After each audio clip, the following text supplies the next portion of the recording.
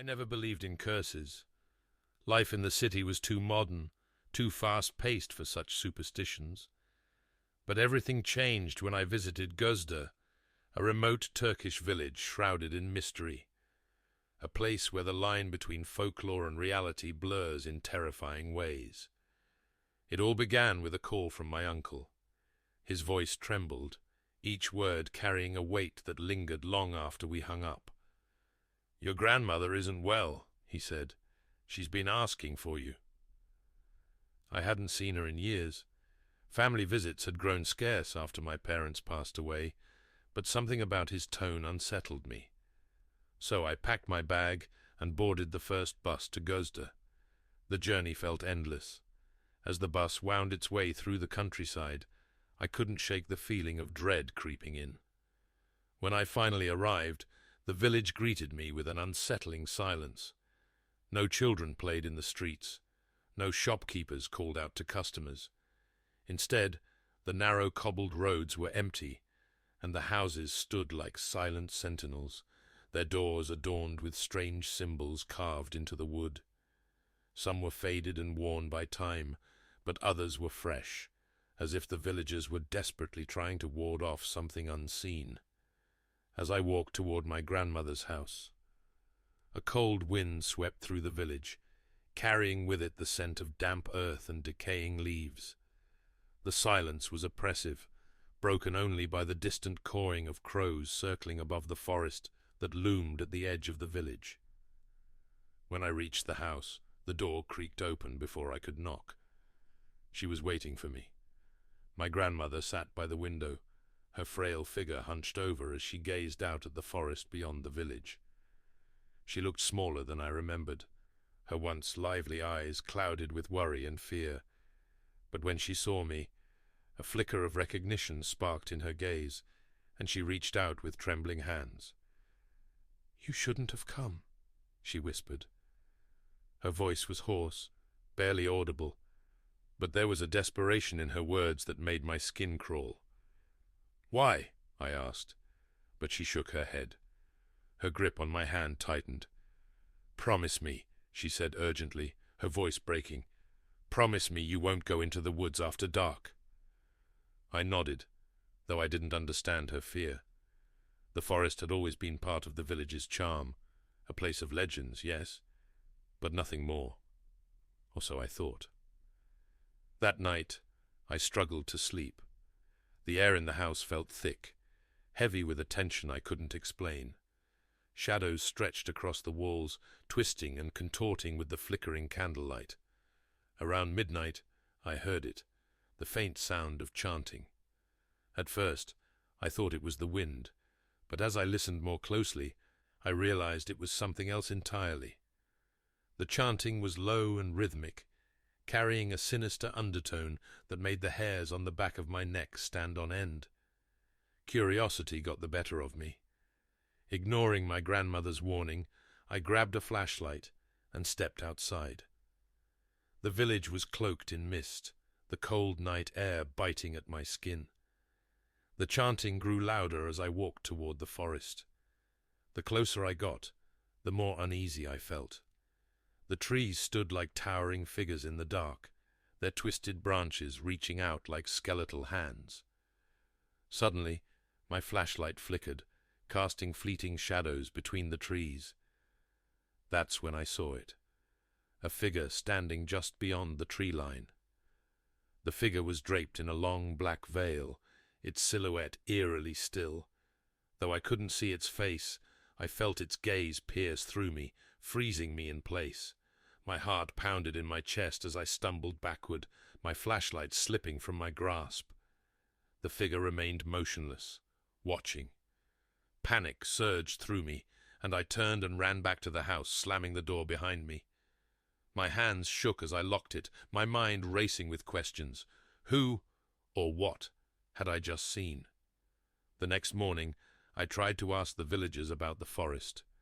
Most of them refused to speak to me, shaking their heads and walking away quickly. But one old man, his face weathered by time, leaned in close and whispered, "The jinn are restless. Layla's spirit still roams." I pressed him for more details, and he reluctantly shared the village's dark secret. Decades ago, a young woman named Layla had been forced into an arranged marriage with a wealthy, abusive man. Desperate to escape her fate, she fled into the forest on her wedding night and was never seen again. The villagers believed she had made a pact with a jinn, trading her soul for freedom. But the jinn's price was steep. They cursed the village, and Layla's restless spirit became a harbinger of death for anyone who entered the forest after dark. That evening, as dusk fell, I sat by the window, watching the forest's edge. My grandmother had fallen asleep, her breathing shallow and labored. Her murmurs echoed in the quiet house, fragments of a prayer or incantation slipping from her lips. Suddenly, a soft scratching sound came from the window. My blood ran cold. Slowly I turned, expecting to see a branch swaying in the wind, but what I saw made my heart stop. A pale, skeletal hand was pressed against the glass, its fingers unnaturally long and thin, the nails sharp and jagged. The hand slid down the window, leaving streaks in the condensation. I rushed outside, flashlight in hand, but there was no one there, only the forest, dark and silent. Over the next few days, the strange occurrences intensified. I heard whispers in my room at night, soft, insistent voices calling my name. Cold hands brushed against my skin when I was alone. Shadows moved in corners where there should have been none. My grandmother's condition worsened. She spoke in riddles, her eyes distant and hollow. "Layla seeks vengeance," she said one morning. "The jinn won't let her rest." Desperate for answers, I decided to return to the forest, this time armed with a talisman my grandmother had given me. "It will protect you," she said, pressing the amulet into my hand. As I entered the forest, the air grew colder with every step. The trees seemed to lean toward me, their twisted branches forming grotesque shapes in the dark. The chanting returned, louder and more menacing, echoing through the woods like a sinister choir. In the heart of the forest I saw her, Layla. She stood by an ancient gnarled tree, her veil fluttering in the windless air. Her presence was both haunting and sorrowful, as if she was trapped between worlds. "Why have you come?" she asked, her voice a soft, mournful echo. I tried to speak, but my words caught in my throat. The ground beneath me trembled, and the air grew icy. Clutching the talisman, I recited a prayer my grandmother had taught me. Layla let out a piercing scream, a sound that reverberated through the forest, shaking the trees and scattering the crows overhead. Her veil lifted, revealing a face twisted in anguish, her eyes dark voids filled with despair. Then, just as suddenly as she had appeared, she vanished. When I returned to the village, the oppressive atmosphere had lifted. My grandmother's health improved, and the whispers ceased. But even now, back in the city, I can't escape the memories. I still hear Layla's voice in my dreams, whispering that the curse is not over. And sometimes, when I'm alone at night, I feel a cold breath on the back of my neck, as if someone is still watching.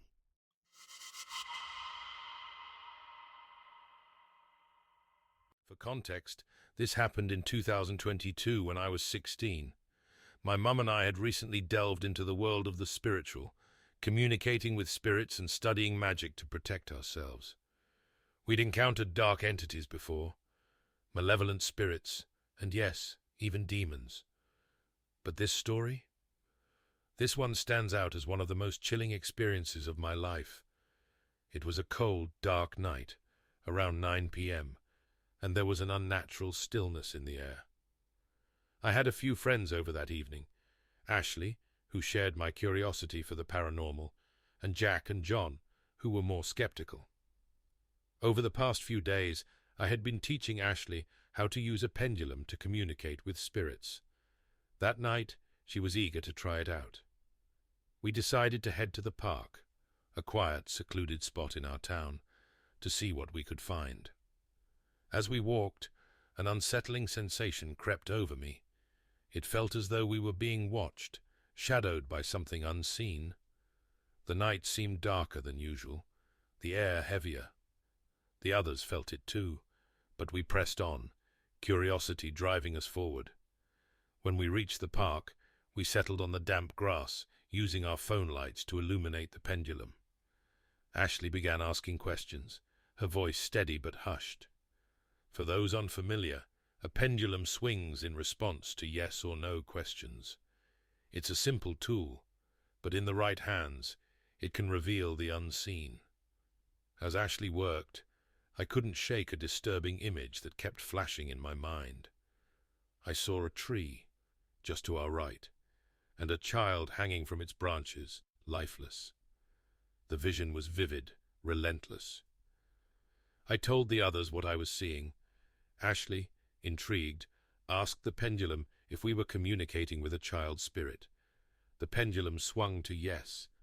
A chill ran down my spine. The air seemed to grow colder.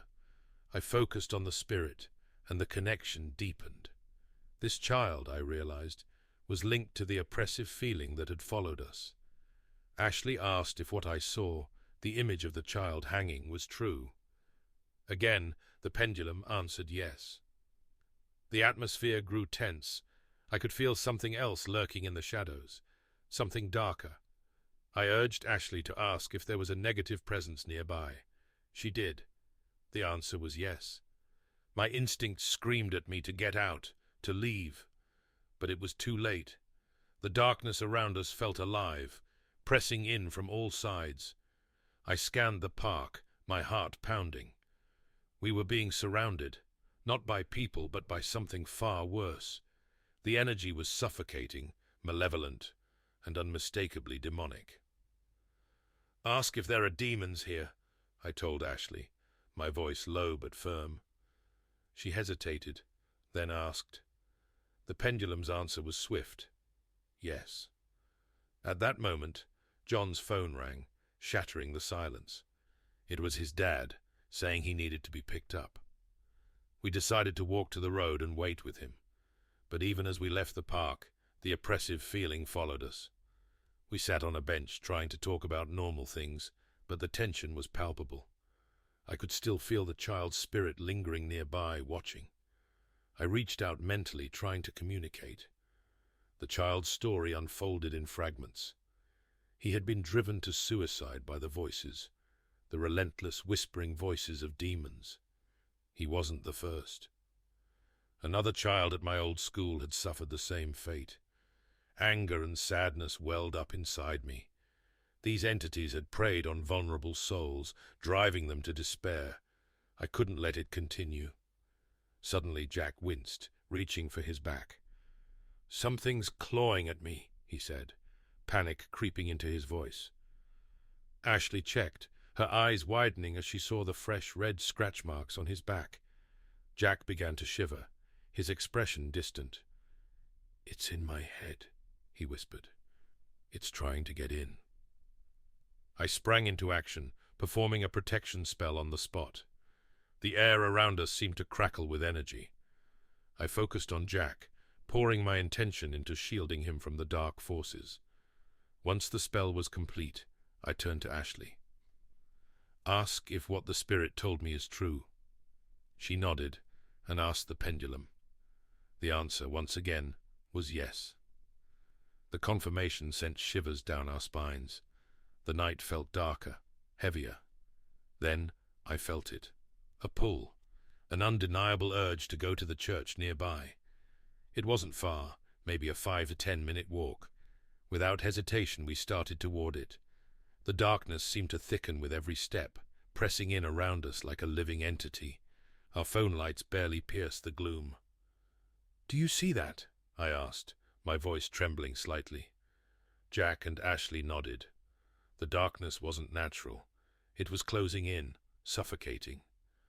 When we finally reached the church, the shift was immediate. The oppressive energy lifted, retreating like a shadow chased by light. The church stood tall, a beacon of safety in the dark. We climbed the steps and sat at the entrance, catching our breath. I reached out to the child spirit one last time. He seemed calmer now, at peace. "You're safe here," I whispered. "They can't hurt you anymore." The air around us softened. The demonic presence had weakened, its hold broken by the church's sanctity. We stayed for a while, talking quietly, the night's events still fresh in our minds. Eventually, we decided to head home. The walk back felt lighter, as if a weight had been lifted. But the memory of that night, the darkness, the spirits, the unseen forces, would stay with us forever. Sometimes, the things that lurk in the dark are more than just shadows, and sometimes, when you reach into the unknown, it reaches back.